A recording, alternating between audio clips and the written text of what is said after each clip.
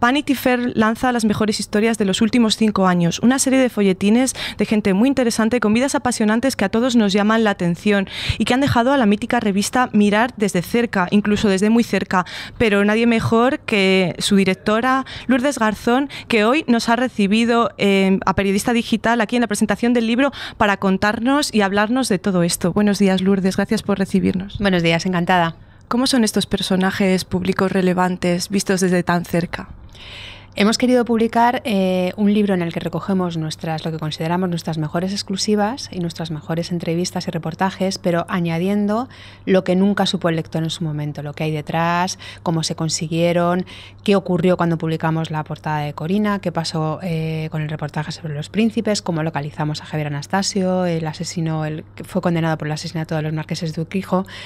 Son historias sorprendentes, como tú decías, de personajes relevantes que nos interesan y que nos han permitido contar desde un punto de vista muy cercano pues detalles que no conocíamos de su vida. Son historias muy diferentes. ¿Cómo ha sido el poder decidirte o elegir de tantas historias estas?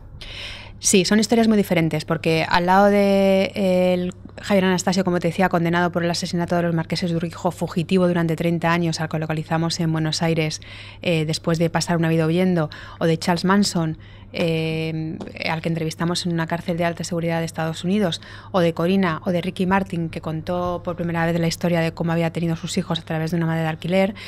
El punto de vista siempre es el mismo en Vanity Fair, ¿no? Es historias que nos parecen extraordinarias, personajes muy relevantes y de los que podemos contar cosas que no ha podido contar nadie hasta ahora. O sea que el punto de partida siempre ha sido la mezcla y el interés para el lector, que es un poco lo que nos mueve también en la revista. Habéis elegido también los que más han dado que hablar, los que más pueden identificar a la publicación o los que más os han gustado a vosotros. Pues la verdad es que suele coincidir. Nos gusta mucho que los compañeros como vosotros os hagáis eco de historias que publicamos porque consideráis que son una noticia en sí misma o que aportan algo sobre estos personajes que no sabíamos hasta ahora. Así que suele coincidir lo que tiene mucha repercusión con lo que más nos gusta, ¿no? Y la verdad es que hemos hecho una elección, bueno, pues un poco egoísta. Eran historias que nos habíamos divertido mucho haciendo, que a veces habían sido una fuente de presiones importante o que habían sido muy complicadas, pero de las que estábamos orgullosos y que nos parecía que tenían una historia detrás, una trastienda, un backstage que podía divertir al lector, ¿no? Que le podía interesar. ¿Hay muchas bombas que sortear en el camino hacia una exclusiva? Muchas, hay muchísimas bombas. La primera es, el primer obstáculo siempre eres tú mismo, ¿no? Porque hay historias que parecen imposibles desde el punto de partida y si no pasas esa primera barrera que te pones tú mismo diciendo no voy a conseguir nunca esta exclusiva, no me va a dejar, nosotros no pagamos dinero a los personajes, nos va a decir que no. Una vez pasado eso, sí, hay muchos obstáculos. Yo siempre digo que de cada historia que publicamos hay 50 disparos que se han quedado en el camino y que no han dado en la diana. Entonces, al final, lo que tienes que intentar es perseguir muchas cosas que te parecen interesantes y que son imposibles. Nosotros tenemos una carpeta de historias en persecución que parecen todas imposibles. Insistir mucho, buscar un punto de vista que pueda ser interesante para el lector y que a lo mejor pueda convencer al personaje y luego puede ser muy pesados. ¿Alguna reseñable que se os haya escapado? Hay muchas historias que todavía no hemos conseguido. Pues a mí me encantaría, desde el minuto 1 hemos planteado una entrevista con el rey, por ejemplo, ¿no? Me encantaría, porque además creo que el momento por el que pasa la monarquía y la institución, pues requiere de mensajes más cercanos y de comunicaciones más directas, ¿no? Con los ciudadanos. Y esa es una historia que se nos resiste, pero ahí seguimos. En Vanity Fair, antes comentábamos en la presentación que no pagabais y que alguna que otra vez os han ido personajes, grandes historias, precisamente por eso. Sí, nunca pagamos a los personajes. Lo que les ofrecemos es... Creemos que excelentes fotógrafos, trabajamos probablemente con los mejores fotógrafos del mundo, nacionales e internacionales. Les ofrecemos la posibilidad de tener tiempo, de que cuenten bien su historia, de hacerlo con paciencia, con cariño, y lo que les pedimos es que lo hagan sin ponerle precio a la historia, que nos dejen ver más que lo que habitualmente enseñan al resto de los medios, y les pedimos la confianza de no revisar la historia una vez hecha y antes de publicar. Eso es un poco lo que os diferencia del resto de publicaciones, que el entrecomillado no se revisa. No, el entrecomillado no se revisa. Se ha hecho en ocasiones muy puntuales, como por ejemplo en la primera entrevista que dio el juez Gómez Bermúdez, después de la sentencia del 11M, que publicamos en nuestro número 1. Era un momento muy complicado para él, acababa de, bueno, pues de ser el juicio del 11M. Y en esa ocasión puntual, en alguna otra, les permitimos revisar sus entrecomillados con el pacto de si hemos cometido un error, hay un detalle en el que nos hemos equivocado nosotros reflejando, lo cambiamos porque entendemos que podría ser un error muy complicado, ¿no? Nunca se llega al pacto de si ya no estás convencido de lo que has dicho, coges el boli y lo tachas, ¿no? No. Lourdes, aquí nos acusa de afilar cuchillos contra la Casa Real y de ser un poco la izquierda cuché, tratar como manos de seda a políticos socialistas. Sí. No afilamos cuchillos en general. Yo creo que una revista como Vanity Fair tiene la obligación de buscar historias con mucha información y de ofrecer al lector mucha información, ¿no? Yo siempre digo, cuando alguien se queja, no la Casa Real, que tengo que decir que han sido exquisitos y nunca se han quejado de ninguna publicación. Cuando alguien se queja de que hemos publicado algo, bueno, yo siempre pienso que en realidad en determinados casos lo que está mal o lo que es reprobable no es lo que publicas, sino es lo que se hace previamente, ¿no? O sea, el problema no está en que se publique algo reprobable, sino en hacer algo reprobable que luego ve la luz, ¿no? ¿Somos la izquierda cuché? No. La verdad es que somos bastante críticos, yo creo que con todo el mundo. Y hay una cosa que llevamos muy a rajatabla, que es volver a preguntar cuando no nos convence una pregunta. Pero no ha habido ni políticos del PP ni políticos del PSOE, creo yo, especialmente bien tratados o tratados de forma complaciente en absoluto. Bueno, los reportajes de Bono y de su exmujer pues son bastante suaves. ¿Te parece? Pues fíjate, yo el de Bono concretamente no le veo nada suave. No estoy muy segura de que le gustara, además. ¿No? No le veo nada complaciente, no, en absoluto. No. Bueno, Lourdes, volviendo al libro, me llama la atención, bueno, los reportajes de Leticia y del Príncipe, con esa frase vuestra muy bien utilizada de si hemos hablado con los príncipes no podemos contarlo porque ellos no ofrecen entrevistas. ¿Cómo fue? Pues bueno, nosotros llegamos a un compromiso a la hora de hacer este reportaje que mantuvimos en su momento y seguimos manteniendo. Lo que te decía, que es lo que decíamos en el desayuno, me encantaría que la política de transparencia y de apertura de la Casa Real nos permitiera a todos los ciudadanos y a los medios de comunicación como intermediarios saber muchas más cosas de nuestros príncipes, que van a ser los futuros reyes, ¿no? Y tener la posibilidad no solo de hablar con ellos, sino de poder contarlo. ¿Cómo es esa doña Leticia de cerca?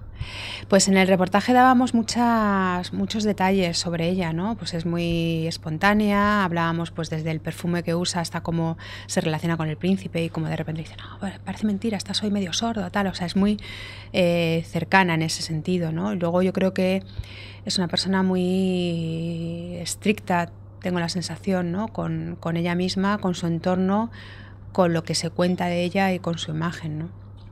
Pero te digo que me encantaría conocer más. Cuando nadie conocía o nadie había hablado todavía de Corina, vosotros ya estabais tras su pista.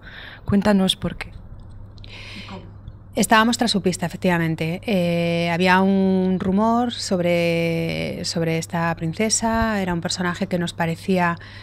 Por un lado, estaba la complicación de saber cosas de ella, ¿no? Que eso también nos parecía interesante. Y luego pensábamos que si nos despertaba tanto curiosidad a nosotros, pues seguramente al lector también se la despertaría. Este estar tras la pista, de forma muy incipiente, coincidió con el accidente del rey en Botsuana y con que su nombre salía a la luz. De manera que sirvió un poco también todo ese trabajo previo que habíamos hecho y el posterior, porque realmente estuvieron 3 periodistas de mi redacción trabajando durante meses en esta historia, pues para que diéramos la primera portada en la que se contaba quién era Corina Seyd-Wittgenstein, hasta ahora alguien a quien escasamente le poníamos cara, de quien habíamos oído rumores en los medios de comunicación, que no era conocida para la opinión pública y de la que contamos una historia yo creo que muy minuciosa en su momento y muy meticulosa, ¿no? ¿Recibisteis de alguna manera presiones para que no se hablara de ella? ¿A quién le puede molestar y por qué que se descubra a Corina? Bueno, no voy a decir por parte de quién, pero sí yo creo que es de las pocas historias en las que se nos ha pedido literalmente que recapacitáramos antes de su publicación. De hecho, contaba en el desayuno que cuando publicamos esa portada no teníamos ni idea de cómo iba a funcionar, de qué repercusión iba a tener, ni de cómo iba a funcionar en kiosco. Fue nuestro número mejor vendido ese año. También fue el número que en principio tuvo menos repercusión en otros medios, curiosamente. Yo creo que en ese momento todavía, bueno, supongo que alguien hizo bien su trabajo pidiendo que no se recogiera esa historia en otros medios. Y luego es verdad que la historia flotó por sí misma, ¿no? Y es un corcho que meses después seguía flotando y que ha tenido una repercusión tremenda en televisiones, en otros medios, bueno...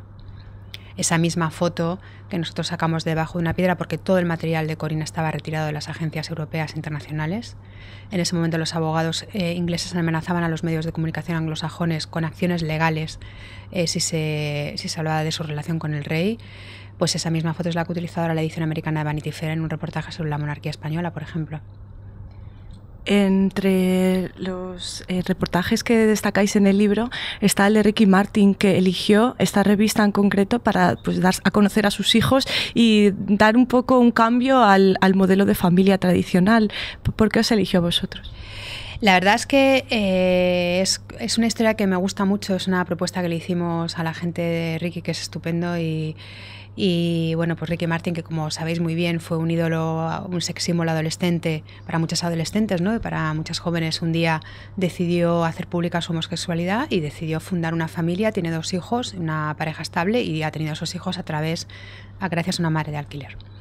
Entonces nosotros lo que le propusimos fue contar esa historia, más allá de la estrella de la canción o del sex symbol que todos recordábamos en nuestra adolescencia, pues contar la historia de cómo decides formar una familia, ¿no? Y lanzarte a esa aventura que es para todo el mundo la paternidad, pero que en su caso nos parecía más aventura todavía. Entonces lo que le dijimos es que, bueno, que sería para nosotros un honor tener a su familia en nuestra portada, ¿no? Y que él contara bueno, pues cómo la había formado y realmente todas las razones que sentía para estar orgulloso de ella. Aquí desveláis el backstage, lo que hay detrás antes de llegar a esos famosos reportajes. Uno que me llama especialmente la atención, y voy a hacértelo con la siguiente pregunta. ¿Quién mató a los marqueses de Urquijo? Localizamos a Javier Anastasio, condenado por el asesinato de los marqueses de Urquijo. ¿Os acordáis de esa famosa sentencia de Rafa Escobedo de solo en compañía de otros? Fugitivo durante 30 años porque escapó de España justo antes del juicio, ¿no?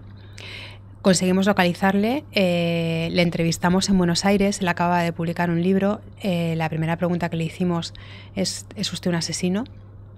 Contestó que no, y la verdad es que fueron 4 días intensísimos de conversaciones muy interesantes, ¿no? En las que él básicamente se dedicó a desmontar la coartada de todos los personajes que habían estado implicados en el asesinato de los marqueses de Urquijo como si fuera un Cluedo. Entonces hubo un momento como 10 negritos de quién es el asesino, parece que son todos, ¿no? No se sabe muy bien. En el libro contáis que no miente, pero tampoco dice la verdad.